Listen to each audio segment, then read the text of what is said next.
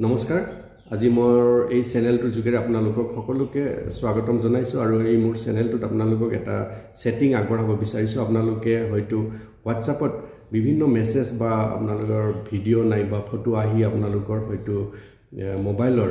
internal storage hack কৰিব বুলি আপোনালোকে হয়তো চিন্তা কৰিব পাৰে নিশ্চয় হেতু হয় আৰু আপোনালোকৰ ইন্টাৰনেলত কিছু ক্ষতি কৰে ইন্টাৰনেল আপোনালোকৰ যেটো নেকি মোবাইলৰ ইন্টাৰনেল ষ্টৰেজ আৰু তাতে ক্ষতি কৰিব আৰু আপোনালোকৰ ডাটাসমূহ হেক কৰিব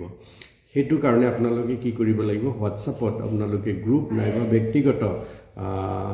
সেই গ্ৰুপ বা ব্যক্তিগতত আহি আপোনালোকে প্ৰথমতে তিনিটা ডট দেখা পাব এই তিনিটা ডটত আপোনালোকে চুই দিব আৰু তিনিটা ডটত চুই দিয়াৰ লগে লগে যদি গ্ৰুপ হয় গ্ৰুপ ইনফো ওলাব আৰু ব্যক্তিগত হলে ভিউ কন্টেক্ট বুলি ওলাব আৰু এই ভিউ কন্টেক্ট নাইবা গ্ৰুপ ইনফোত আপোনালোকে চুই দিয়াৰ লগে লগে আপোনালোকে আকৌ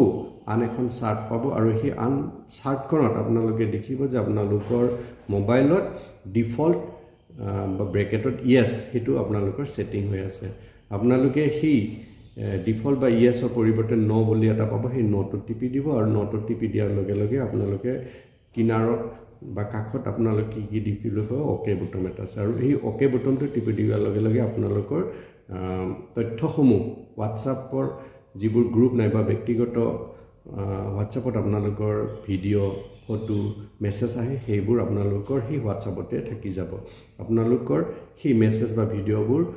মোবাইলৰ ইন্টাৰনেল ষ্টৰেজ নাইবা জিবিত কোনো ধৰণৰ ক্ষতি নকৰে আৰু আপোনালোকে সেইখিনি ডিলিট নকৰাকৈ বহু দিনলৈকে ৰাখিব পাৰিব গতিকে যিমানে মেছেজ নাহক ভিডিঅ' নাহক আপোনালোকৰ কোনো ক্ষতি নকৰে যদি আপোনালোকে এই সেটিংটো কৰে ভিডিঅ'টো ভাল লাগিলে লাইক কৰিব আপোনালোকক আজি এইখিনি জনাই আপোনালোকে নিশ্চয় জনাইছো আৰু এইখিনি জনোৱাৰ লগে লগে আপোনালোকে নিশ্চয় উপকৃত হ'ব আজিলৈ ইমানতে সামৰি মাৰিব বিচাৰিছো ধন্যবাদ